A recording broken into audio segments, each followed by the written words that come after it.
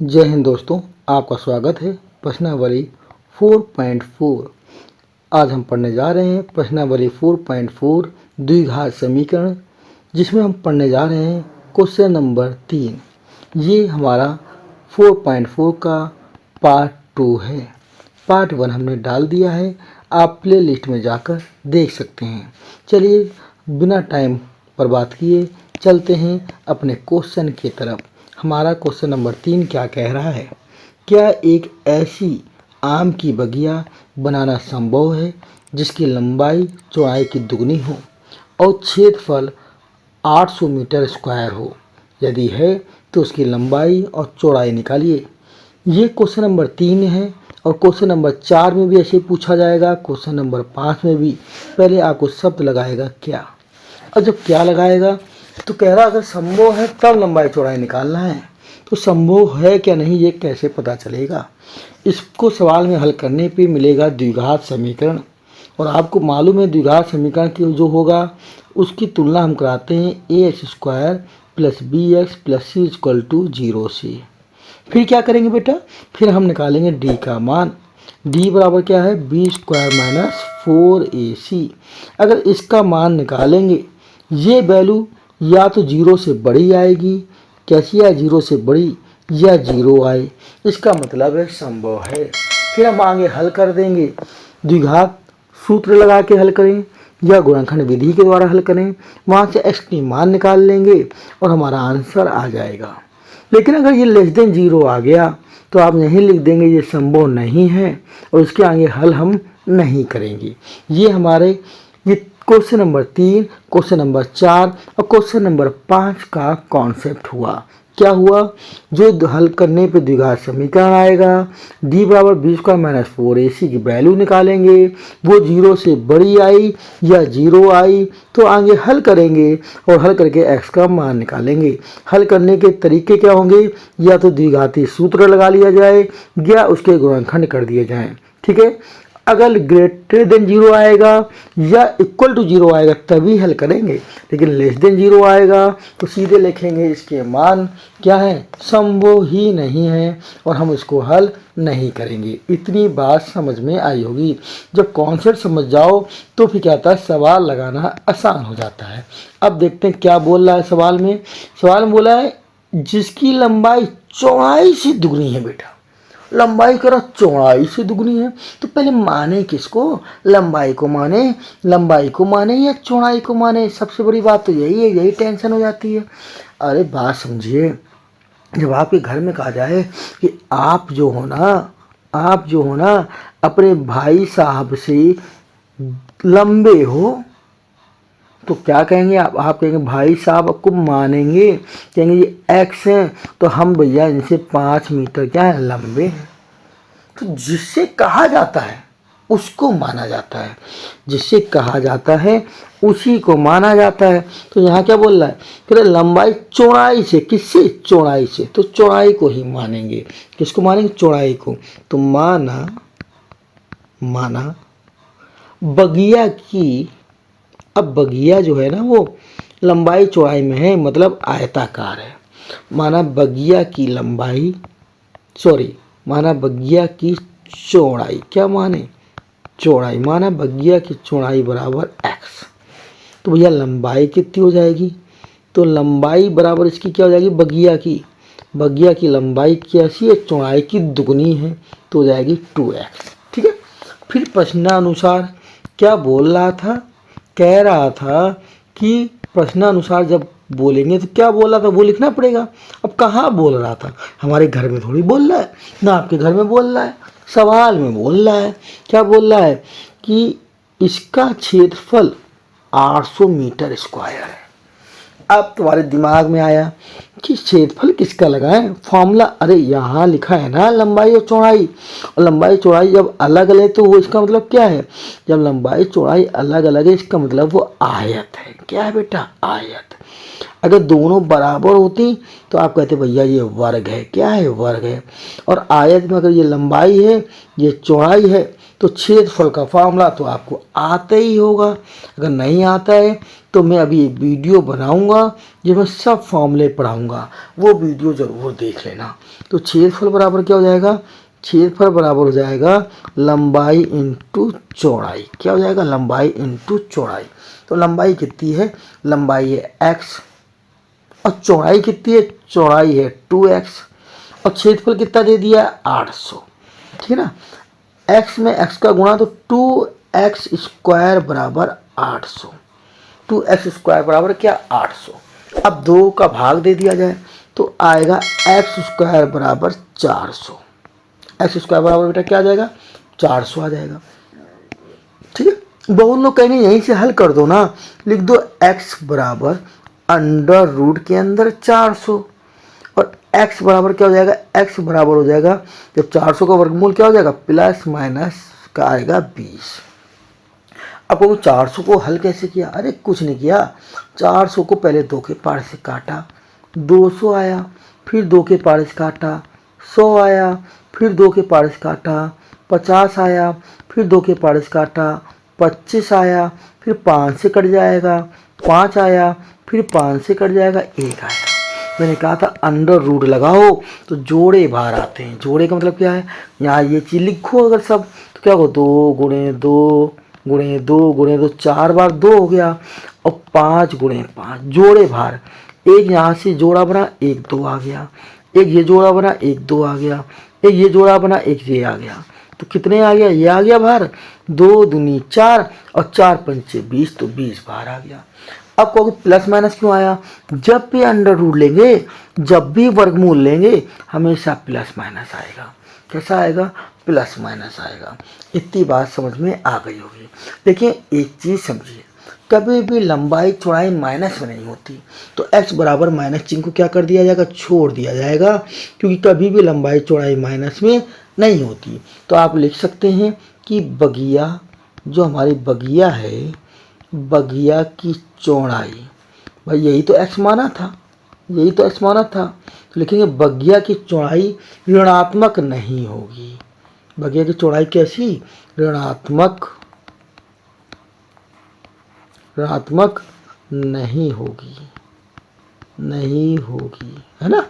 जब ऋणात्मक नहीं होगी अतः बगिया की चौड़ाई क्या हो जाएगी, तो आप कहोगे भैया जब ऋणात्मक नहीं होगी तो बगिया की चौड़ाई, बगिया की चौड़ाई पॉजिटिव होगी और पॉजिटिव मतलब 20, कितनी होगी, पॉजिटिव मतलब क्या 20। अब 20 मीटर क्या सेंटीमीटर क्या, तो यहाँ छेदफल देखो क्या दिखा है, मीटर स्क्वायर, 800 मीटर स्क्वायर, तो ये भी मीटर, क्या है, 20 मीटर। हम यहाँ भी मान लो चौड़ाई x मीटर, ये 2x मीटर, है ना। अब बगिया की चौड़ाई आ गई तो अब से लंबाई भी तो आ जाएगी।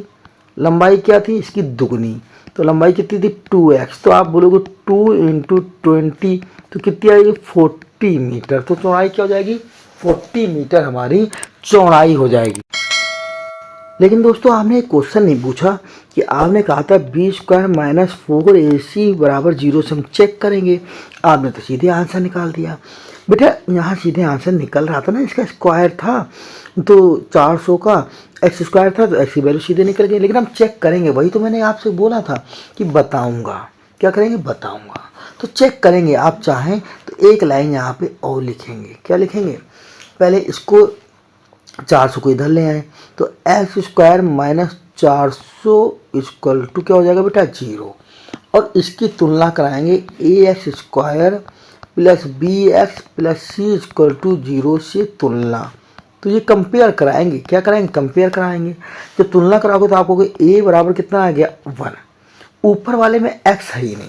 ध्यान से अगर आप देखोगे तो आप कहोगे यहाँ तो देखिए, यहाँ तो है, यहाँ कितना है b है, बट इस वाले में x है ही नहीं। जब इस वाले में x नहीं है पूरे में तो आप कहोगे x वाला 0 हो गया, तो b बराबर तो 0 हो गया और c बराबर आ गया -400। ठीक है, c बराबर कितना आ गया -400। फिर आपको वैल्यू किसकी निकालनी है, b² - 4ac की वैल्यू निकालेंगे, मतलब d की वैल्यू, b² - 4ac। b तो 0 हो गया तो ये तो पूरा 0 हो गया, -4, a का मान 1 और c का मान भी क्या आया, c का मान आया -400। ठीक है, माइनस माइनस प्लस हो गया, तो 400 में 4 का गुणा तो आया 1600। तो देखिए डी की वैल्यू बेटा कैसी आ रही है, 0 से बड़ी आ रही है, पॉजिटिव आ रही है ना। और 0 से बड़ी आ रही है मतलब डी ग्रेटर देन 0। जब 0 से बड़ी आ रही है तो इसका मतलब है क्या है, ये संभव है, संभव है। तब फिर इसके बाद यहाँ से फिर चालू कर देंगे, जो ये पूरा x बराबर क्या है, इक्वल टू √400, x बराबर प्लस माइनस का 20। और फिर लिखेंगे बगिया की चौड़ाई ऋणात्मक नहीं हो सकती, बगिया की चौड़ाई 20 और लंबाई कितनी 40। तो इतना ये काम आपको करना है यहाँ पर। अगर करेंगे तो सब लड़कों से अलग हटके होंगे। अब सीधे लड़के क्या करेंगे, यहीं से इसको हल कर देंगे। अब कहोगे क्यों करें इसको, तो यहीं से यहाँ से हल करें। अरे इस सवाल में नहीं करोगे तो ना करो, अगले सवाल में तो बेटा ये करना ही पड़ेगा। क्वेश्चन नंबर 4 पे भी और क्वेश्चन नंबर 5 के में भी। तो क्या करो, कॉन्सेप्ट ना एक ही तरीका लेके चलो, अलग अलग तरीके लेके चलोगे तो सवाल में कन्फ्यूजन बहुत पैदा होगा, आप भूल जाओगे। तो वही कहे ना कि मैंने कहा द्विघात समीकरण बनाना है, फिर चेक करना है, पॉजिटिव आ जाए नेगेटिव आ जाए तो हल करना है, नहीं आए तो क्या लिखेंगे, ये संभव ही नहीं है। चलिए अगला क्वेश्चन देखते हैं और क्लियर होगा कि उसमें ऐसे ही कुछ होने वाला है। देखते हैं क्या होने वाला है, क्या नया है। चलिए चलते हैं हम लोग अपने क्वेश्चन नंबर 4 की तरफ। ये रहा बेटा आपके सामने क्वेश्चन नंबर 4। क्वेश्चन नंबर 4 क्या कह रहा है, कह रहा है क्या निम्न स्थिति संभव है। क्या संभव है, यदि है तो उनकी वर्तमान आयु ज्ञात कीजिए। क्या निकालनी, तो उनकी वर्तमान आयु ज्ञात कीजिए। दो मित्रों की आयु का योग 20 वर्ष, दो मित्रों की आयु का योग 20 वर्ष है। 4 वर्ष पूर्व इनकी आयु का गुणनफल कितना है, 48 है। तो चलिए मानते हैं योग कह रहा है 20 ना, कितने मित्रों का, दो मित्रों का। एक मित्र मान लेते हैं ये है और एक मित्र क्या है, ये है। तो एक मित्र की अगर हमने आयु x मान ली और इसकी y मान ली तो आप कहोगे x प्लस वाई बराबर कितना, 20। यही तो बोलोगे कि तो दो मित्रों का योग क्या है, 20। बहुत लोग ये भी कह सकते हैं कि इसको मान लेते हैं x, तो दूसरी क्या हो जाएगी, 20 माइनस x हो जाएगी। ये दोनों का जोड़ 20 होना चाहिए। जब इन दोनों को जोड़ोगे x x कट जाएगा, कितना आएगा, 20। कितना आएगा, 20। ठीक है, इससे भी निकल आएगा और इससे भी निकल आएगा, टेंशन लेने की ज़रूरत नहीं है, दोनों से हम लोग निकाल सकते हैं। ठीक है ना। अब जैसे बहुतों को ये वाला अच्छा लगेगा तो इससे निकाल लेगा, बहुतों को ये अच्छा लगेगा तो इससे निकाल लेगा। ठीक है, चलो हम पहले x से ही करके देख लेते हैं। ठीक है, चलिए करते हैं भाई, क्या होगा। चलिए तो मान लेते हैं, माना कि पहला मित्र, माना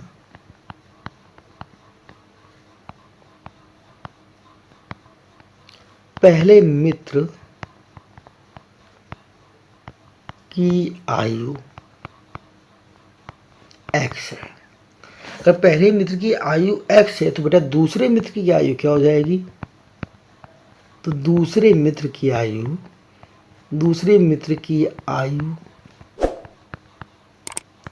हो जाएगी 20 माइनस x, है ना, क्योंकि इन दोनों का जोड़ 20 आना चाहिए। देखो जब जोड़ोगे दोनों को तो x से x क्या हो जाएगा, जब इन दोनों को जोड़ोगे तो हमारा x से x क्या हो जाएगा, कट जाएगा, तो क्या बचेगा, 20। बात समझ आ रही। या ऐसे ही लिख लो, आपको कन्फ्यूजन हो रहा है, पहला मित्र प्लस दूसरा मित्र बराबर कितना, 20। पहले मित्र को माना x, तो हम दूसरा मित्र निकाल लें बराबर 20। तो दूसरा मित्र कितना आ गया, दूसरा मित्र आ गया 20 माइनस x। अब तो समझ में आ गया होगा ना, है ना, बिल्कुल समझ में आएगा। मैं पढ़ाऊंगा ये ऐसा कि तुमको समझ में आएगा, तुम नहीं समझना चाहोगे मैं समझाऊंगा। देखिए बहुत लोग क्या होते हैं ना, वीडियो को 20 से देखते हैं, सीधे सवाल नंबर 4 कून जाएंगे या सीधे सवाल नंबर 3 कून जाएंगे, पार्ट 2 देखेंगे और कहेंगे मुझे समझ में नहीं आया। अरे भाई जब 4.4 पढ़ रहे हो तो इसका पार्ट 1 भी पढ़ लो, पार्ट 2 भी पढ़ लो, है ना, क्या दिक्कत है, अच्छा समझ में आएगा। चलिए अब क्या बोल रहा है, 4 वर्ष पूर्व, क्या बोला, 4 वर्ष पूर्व। अब दो शब्द होते हैं बेटा, एक होता है पूर्व, एक होता है पहले, और दो शब्द और तुमको बताता हूं, एक होता है पश्चात और एक होता है बाद। ये पूर्व पहले का मतलब एक ही है, पूर्व बोले या पहले बोले एक ही बात है, पश्चात बोले या बाद बोले तो एक ही बात है। जैसे मान लीजिए अभी आप मान लेते हैं आपकी उम्र 20 है, मैंने कहा 2 वर्ष बाद, तो इसका मतलब 2 आप जोड़ देना इसमें, तो आपकी उम्र 22 हो जाएगी। आपकी उम्र कितनी हो जाएगी बेटा? आपकी उम्र 22 हो जाएगी, है ना।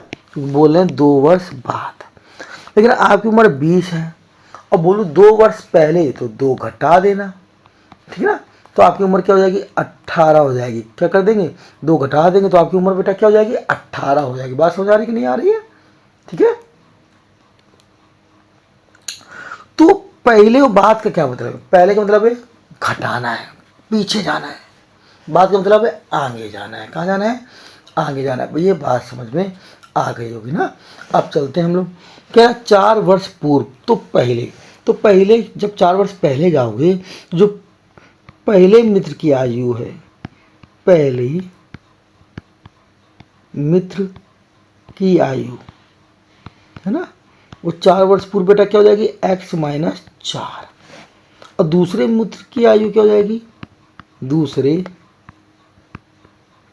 मित्र की आयु, तो दूसरे मित्र की आयु हो जाएगी हमारी 20 माइनस एक्स माइनस 4। अब बीच में 4 चले गए तो आपको 16 माइनस एक्स। इतनी बात यहाँ समझ में आ गई होगी। फिर चलो आगे चलते हैं। जब आगे जाओगे तो आप कहोगे कि इसके आगे फिर क्या दिया हुआ है? क्या 4 वर्ष पूर्व इनकी आयु का गुणनखंड कितना है? 48। बस दोनों का गुणनखंड क्या है? 48 है। तो आपको प्रश्नानुसार दोनों का गुणा करा देते हैं। x माइनस 4 का मल्टीप्लाई 16 माइनस एक्स बराबर कितना दिया है? 48 दिया है। कितना दिया है? 48 दिया है। इतनी बात समझ में आई होगी, है ना। चलिए इसके आगे अब हल करते हैं। अब क्या होगा? जो x आपको ये दिया है पहला वाला, इस x का इस पूरे के साथ मल्टीप्लाई होगा। और जब x का मल्टीप्लाई आप जब ये x दिया है तो इसका मल्टीप्लाई इसके साथ कराएंगे। किसके साथ कराएंगे बेटा? ये x का मल्टीप्लाई कराएंगे 16 के साथ, तो क्या हो जाएगा? 16x। फिर x का मल्टीप्लाई ये कराएंगे, इस x का मल्टीप्लाई कराएंगे इस x के साथ, लेकिन माइनस का है तो हो जाएगा माइनस का। कैसा हो जाएगा? माइनस का एक्स स्क्वायर। अब एक बार क्या कराना है? अब एक बार कराना है इस 4 का, ये भी -4 का 16 के साथ। 16 चौको 64, लेकिन माइनस का, तो माइनस का 64। तो क्या आ जाएगा? तो आ जाएगा माइनस का 64। फिर बेटा क्या कराना है? फिर कराना है आपको ये -4 का इस माइनस एक्स के साथ, तो माइनस माइनस प्लस, ठीक है। माइनस माइनस क्या हो जाएगा? प्लस, और 4x = 0। इतनी बात समझ में आ गई होगी। अब 16x में 4x जुड़ जाएंगे तो कितने x हो गए? 20x हो गए। कितने हो गए? 20x। माइनस का एक्स स्क्वायर और माइनस का 64 = बेटा क्या हो गया? 0, ठीक है ना। इतनी बात भी आपको समझ में आई होगी, ठीक है। ठीक है ना दोस्तों यहाँ पे 0 नहीं है, = में 48 है। क्या है? सॉरी, यहाँ 0 मैंने बोल दिया था, 48 है। कितना है? 48 है = में, ठीक है। अब चलते हैं आगे। पूरी इक्वेशन को दूसरी तरफ ले जा लीजिए, क्योंकि x स्क्वायर के आगे यहाँ माइनस लगा है, तो क्वाड्रेटिक इक्वेशन से तुलना कराएंगे तो x के आगे माइनस होता नहीं है, तो क्या करते हैं? प्लस कर लेंगे। तो पूरी इक्वेशन को, ये वाली इक्वेशन को इधर से इधर भेज देते हैं, ठीक है ना। तो पूरी इक्वेशन को क्या करते हैं? दूसरी तरफ भेज देते हैं। तो x स्क्वायर माइनस का उधर जाएगा, क्या हो जाएगा? प्लस का। 20x प्लस का है, इसके आगे कोई चीज़ नहीं, प्लस का, तो उधर जाएगा, क्या हो जाएगा? माइनस का। 64 माइनस का है, उधर जाएगा प्लस का। और 48 तो बेटा उधर लिखा ही है, और इस पट्टी में बचेगा 0। इस पट्टी में इधर क्या बचेगा? 0। तो आप इधर 0 लिखो या फिर उस पट्टी में 0 लिख दो, कोई फर्क नहीं पड़ेगा। इस पट्टी में लिख दें 0। अब कितना हो गया? ये हो गया x स्क्वायर माइनस का 20x। अब इसमें जोड़ा जाएगा, तो 64 में से 48 जोड़ो, क्या हो जाएगा? 64 में से 48 जोड़ देना है। कितना जोड़ देना है बेटा? 48। 48। 8 4 12, 1 हासिल, 6 4 10 और 1 हासिल, कितना? 11। तो कितना आ गया? 112। कितना आ गया? 112, ठीक ना। तो 112। अब क्या करें? इसकी तुलना कराते हैं व्यापक समीकरण से। तो ax square plus b x plus C equal to 0 से तुलना। आपको तुलना करना तो सीख ही गए हो। तो ए बराबर आ गया 1, क्योंकि एक्स स्क्वायर के आगे कुछ नहीं तो बोलोगे 1 है। बी बराबर क्या आ गया, बी बराबर आ गया -20, और सी बराबर कितना आ गया, सी बराबर आ गया 112। इतनी बात समझ में आई होगी। अब वैल्यू निकालते हैं डी की। डी बराबर बी स्क्वायर माइनस का 4ac। बी कितना हो जाएगा, -20 का स्क्वायर माइनस का 4, और ए कितना 1, और सी कितना 112। सी कितना हो गया बेटा 112। इतनी बात भी समझ में आ गई होगी, है ना। अब चलते हम लोग आगे। तो क्या होगा, देखो यहाँ पे आ गया, इसको हल करते हैं थोड़ा सा, ठीक है। तो ये अब माइनस के स्क्वायर क्या हो जाएगा बेटा, माइनस माइनस होता है प्लस, और 20 गुणे 20 कितना हो जाएगा 400। कितना हो जाएगा 400, माइनस 112 में 4 का गुणा करते हैं। तो 112 में 4 का गुणा, 4 दूनी 8, 4 एकम 4, और 4 एकम 4, तो कितना आ गया 448। अब 448 में 400 घट जाएंगे तो क्या जाएगा, 448 400 घटोगे 48 आ जाएगा। कितना आ जाएगा 48 आ जाएगा। ये चिन्ह कैसा माइनस का, क्योंकि ये वैल्यू बड़ी है। 448 वैल्यू कैसी है, बड़ी है, तो चिन्ह कैसा आ जाएगा, चिन्ह आ जाएगा आपका माइनस का। इतनी बात समझ में आ गई होगी। तो चिन्ह कैसा आ जाएगा, माइनस का। अब देखिए आप कहोगे कि डी की जो वैल्यू आई वो लेस देन 0 आई। यही तो मैं आपको समझाना चाह रहा था पहले वाले सवाल में, कि डी जब लेस देन 0 आ जाएगा तो आप कहेंगे दिए गए समीकरण के वास्तविक मूल नहीं होंगे।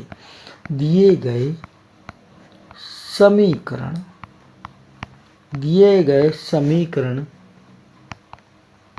के कोई वास्तविक मूल्य नहीं होंगे, ठीक है।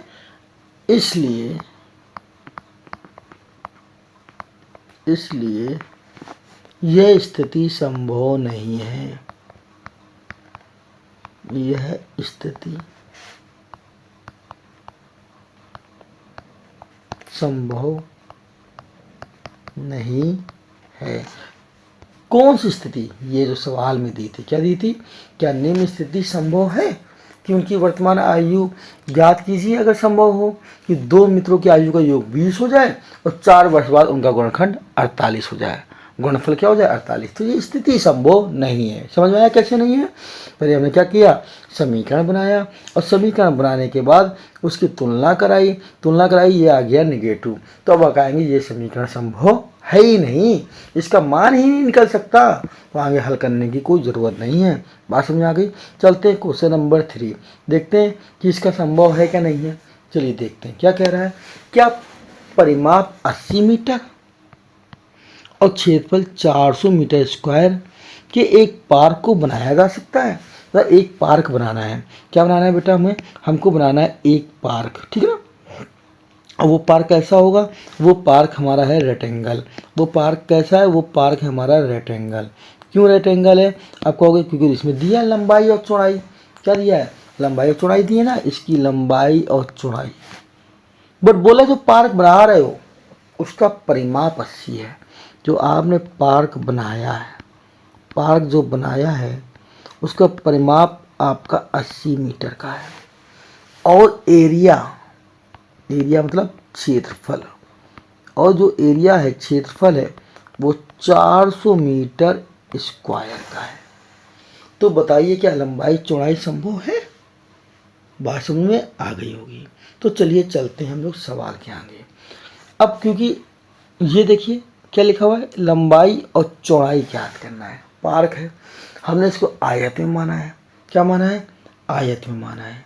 तो क्या करें, इसकी हम बात करेंगे कि लंबाई कितनी है और चौड़ाई कितनी है। पहले इसकी बात करते हैं, ठीक है ना, कोई दिक्कत। तो चलिए माना पार्क की लंबाई क्या मान लेते हैं हम लोग सबसे पहले, पार्क की लंबाई बराबर x मीटर ले लेते हैं क्योंकि मीटर दिया है। अब वो चौड़ाई कितनी माने, अरे हमको क्या पता है चौड़ाई कितनी मान है, तो हम मान लेते हैं कि ये अगर हम मान लेते हैं लंबाई x मान ली है, क्या मान ली है, लंबाई x मान ली है, तो आपको माने तो चौड़ाई आप क्या मान लो, y मान लो। याद होगा इसके पहले क्वेश्चन नंबर 4 में मैंने कहा था ना, दो तरह से लगा सकते हैं, फर्स्ट एंड सेकंड। एक को x माना था तो हमने कहा था दूसरे वाले को y मान लीजिए, या उसमें क्या किया था, दोनों इक्वेशन को x ही मान के लगा दिया था। याद आ रहा है, देखिए यहाँ पे सवाल पे यहाँ पे हमने क्या माना, x और 20 माइनस एक्स, तो चाहते तो एक को x मानते और एक को y मानते, और x प्लस वाई बराबर क्या कर देते, 20 कर देते तो भी आता। तो अब वो यहाँ पे वही किए दे रहे हैं, ठीक है, वहाँ यहाँ पे क्या किए दे रहे हैं, हम अलग अलग मान लेते हैं। तो अब परिमाप क्या होता है, आयत का परिमाप तो हमने पढ़ा ही होगा, तो परिमाप क्या होता है, तो परिमाप जो आपको दिया गया था वो कितना दिया है, 80 मीटर। अब परिमाप का फार्मूला होता है 2 कोष्ठक के अंदर लंबाई प्लस चौड़ाई, लंबाई प्लस चौड़ाई कितनी हो जाएगी, बराबर 80, ठीक है ना। जिसको फार्मूला नहीं याद है वो याद कर लेगा अभी यहीं पर। क्या याद करेगा कि आयत का परिमाप, आयत का परिमाप, आयत का परिमाप बराबर 2 कोष्ठक के अंदर लंबाई प्लस क्या, चौड़ाई, ठीक है, बात समझ में आ गई होगी इतनी। अब लंबाई प्लस चौड़ाई, और अगर आपसे बोल दे इसी का क्षेत्रफल, क्या बोल दे बेटा, क्षेत्रफल, तो आप बोलोगे लंबाई इंटू चौड़ाई, क्या बोलेंगे, लंबाई इंटू चौड़ाई। तो 2 का भाग दे दिया जाए तो क्या हो जाएगा, लंबाई प्लस चौड़ाई 2 का भाग देंगे क्या होगा, 40। लंबाई आपने x मानी है तो मेरे ख्याल से यहाँ से चौड़ाई भी निकल आएगी, चौड़ाई आ जाएगी। तो आपको पार की चौड़ाई कितनी आ जाएगी, पार की चौड़ाई, तो पार की चौड़ाई हो जाएगी 40 माइनस का x, क्या हो जाएगी, 40 माइनस का x, ठीक है ना। ये मैं आपको जो बता रहा हूँ वो मैं पूरी इक्वेशन को x में ही मान के बता रहा हूँ, मैंने अभी y का कोई यूज किया नहीं है। अगर इसको करना है तो इसको पार्ट 2, मतलब इसी का पार्ट या मेथड 2 बोलेंगे, उसमें हम लोग x प्लस वाई से भी कर सकते हैं, कोई दिक्कत नहीं होगी। मैं अब इसका मेथड 2 भी दिखा दूंगा आपको y से भी, ठीक है ना।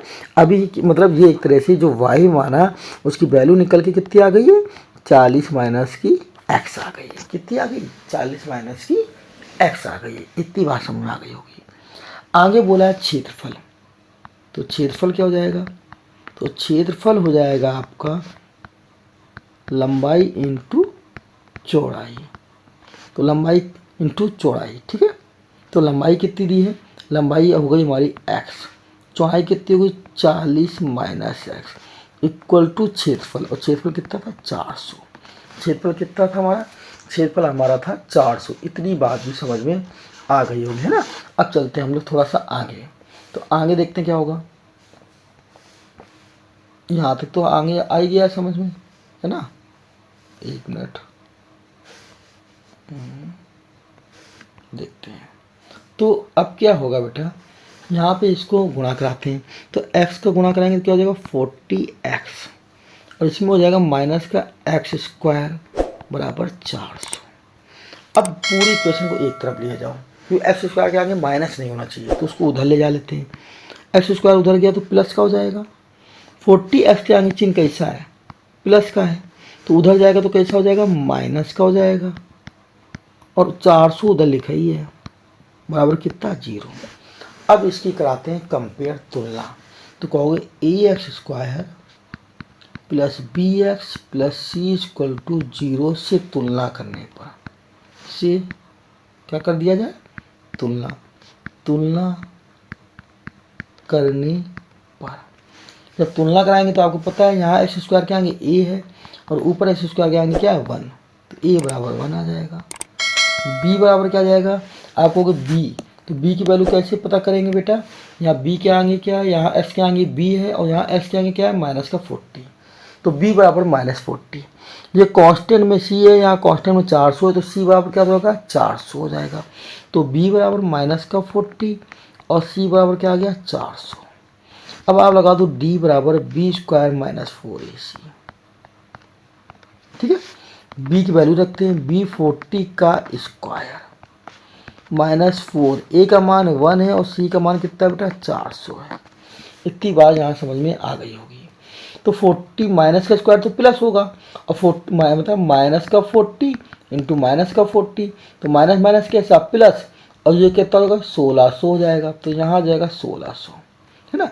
4 का 4 में गुणा 16 और 2 जीरो ऐसे चिपका दो, 2 जीरो क्या करो चिपका दो 1600 माइनस, यहाँ भी देखो गुणा कराओगे 4 का 4 में क्या आएगा 16, तो ये भी हो गया 1600, ये भी कितना हो गया 1600। तो आप देखोगे ये क्या हो गया भाई, ये तो हो गया हमारा जीरो, ये क्या हो गया जीरो, मतलब डी की वैल्यू आ गई जीरो। तो जब डी जीरो आ गया तो मतलब ये संभव है, डी जीरो आ गया तो क्या है संभव है, संभव है। तो अब इसको हल कर लें। अब कहोगे हल करने के लिए क्या करेगा लड़का, हल करने के लिए लड़का ये करेगा कि ये जो इक्वेशन दी गई है ये, इसके या तो फैक्टर कर ले। वो कहेगा 400 के ऐसे फैक्टर कीजिए कि प्लस से क्या आ जाए 40 आ जाए, 400 के ऐसे फैक्टर कीजिए ये 400 के कि क्या आ जाए 40 आ जाए।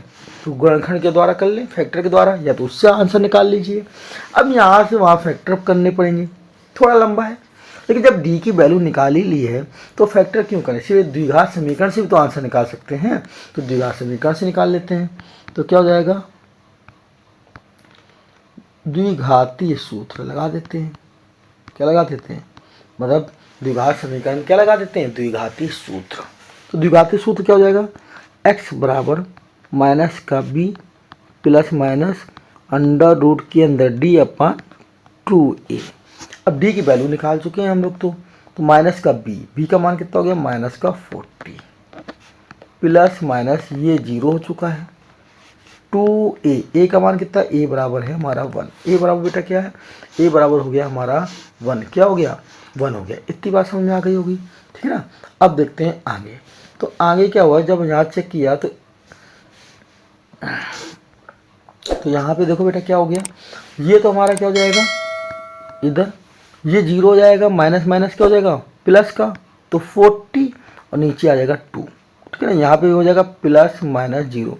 अब जीरो लिखो या नहीं लिखो कोई फर्क नहीं पड़ता।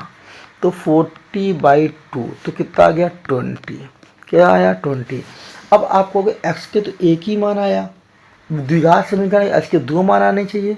अरे दो ही आए हैं, क्योंकि अभी ध्यान से आपने ऊपर देखा ही नहीं, d = 0 आया था, क्या था। अब मैंने आपको बताया था जब d = 0 हो जाए तो उसके हमेशा दो मान आते हैं, लेकिन दोनों बराबर आते हैं। अगर एक 20 है तो दूसरा भी बेटा क्या आएगा 20 ही आएगा, क्या आएगा 20 ही आएगा। तो x बराबर 20 आया, और x आपने किसको माना था, x माना था पार की लंबाई।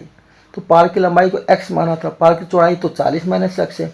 तो पार की लंबाई कितनी आ गई, आपको पार की जो लंबाई निकल आई जो हमने माना था, क्या माना था बेटा, पार की लंबाई मानी थी हम लोगों ने x, क्या मानी थी, पार की लंबाई मानी थी हम लोगों ने x। तो आपको पार की लंबाई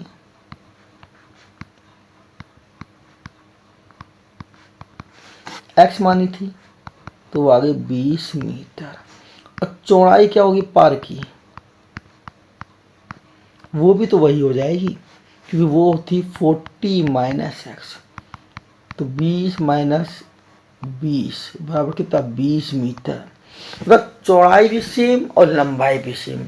अब पता चल गया जो पार्क है वो एक तरह का वर्ग है, क्या है, एक तरह का वर्ग है, एक तरह का नहीं वर्ग ही है, क्योंकि 20 आ रही हैं, दोनों बराबर आई हैं, तो ये वर्ग है।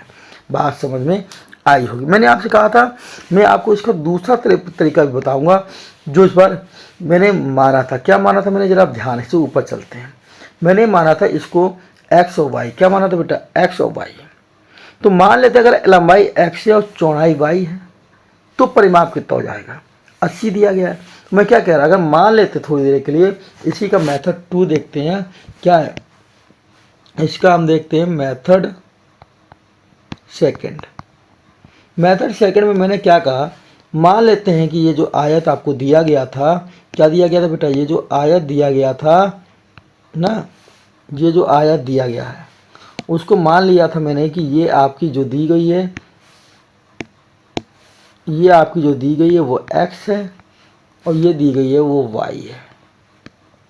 तो आपको कोई परिमाप दिया गया था सवाल में, तो x प्लस, जब परिमाप सवाल में दिया गया है तो परिमाप का फॉर्मूला क्या था? परिमाप क्या होता है? 2 कोष्ठक के अंदर लंबाई प्लस चौड़ाई, ठीक है ना। तो लंबाई कितनी बनी? x, तो x प्लस y और यहाँ 2 होगा। अब परिमाप कितना था? 80। 2 का भाग देंगे तो x प्लस वाई बराबर कितना आएगा? 40 आ जाएगा। फिर एक बार बोल रहा है कि क्षेत्रफल कितना है? 400। क्षेत्रफल क्या होता है? लंबाई इंटू चौड़ाई। तो आप कहोगे x इंटू वाई बराबर कितना? 400। इतनी बात समझ आई? ये जो समीकरण 1 है बेटा, इससे निकालेंगे हम लोग y का मान। तो y बराबर क्या आएगा? 40 माइनस एक्स। अब वो यहाँ रख देंगे दूसरे में, तो 40 माइनस एक्स इक्वल टू कितना हो गया? 400। अब x का 40 में गुणा कराएंगे तो क्या आएगा? 40x। और इस x का x में गुणा कराएंगे तो होगा माइनस का एक्स स्क्वायर बराबर कितना हो जाएगा? 400। माइनस का एक्स स्क्वायर बराबर बेटा क्या होगा? 400। और ये दोनों को जब उठा के उधर ले जाएंगे तो ये एक्स स्क्वायर माइनस का है तो ये प्लस का हो जाएगा, ये प्लस का है तो ये माइनस का हो जाएगा, और बराबर कितना है? 400, है ना, इक्वल टू 0। अब ध्यान से देखिए, ये समीकरण जो हमने मेथड 2 में निकाला x और y मान के, यही समीकरण ऊपर भी आया है। देखिए आया है ना, यही समीकरण ऊपर आया, ये देखिए आया है। दोनों से अब इसके आगे, अब यहाँ तक आ गया। अब इसके आगे पूरा सवाल ऐसे ही हल करेंगे। तो आप चाहो तो x में एक इक्वेशन मान के कर लो। अगर आपको लगता है कि x में कठिन है, मेरे को समझ में नहीं आ रहा, तो आप ये मान के कर लो। पार्ट 2 सबसे बढ़िया रहेगा। क्या मान लो? एक बार x मान लो, एक बार y मान लो, और x y मान के क्या करो? परिमाप दिया था 2 और कोष्ठक के अंदर लंबाई प्लस चौड़ाई, तो वो बराबर हो गया हमारा 80। तो x y आ गया 40। फिर क्या हुआ? y का मान निकाल लिया, 40 माइनस एक्स, इसको मान लिया समीकरण 1, ठीक है। या ये भी लिख सकते हो समीकरण 1 से y का मान निकालने पर 40 माइनस एक्स, और कहाँ रख दिया जाए? समीकरण 2 पे। समीकरण 2 क्या है? x इंटू वाई बराबर 400, क्योंकि क्षेत्रफल 400 था, यहाँ रख दिया। अब दोनों का गुणा कराया, गुणा कराने के बाद ये फिर इक्वेशन बन के आ गई, और जब ये इक्वेशन बन गई तब उसके आगे सवाल बेटा हल यहीं से होएगा। फिर इसके आगे आपको ये पूरा प्रोसेस करना है। क्या करना है? पूरा प्रोसेस करके लाना है, तुलना कराना है, द्विघात 30 सूत्र लगाना है और यहाँ तक लेके आना है, लंबाई की 20 और चौड़ाई क्या 20। मेरे ख्याल से आपको ये सब बहुत अच्छे से समझ में आ रहा होगा, ठीक है ना। अगर आप चाहते हो कि ये मेरे हैंडराइटिंग की PDF भी आपको मिले, तो हमारे व्हाट्सएप ग्रुप से जुड़ना ना भूलें।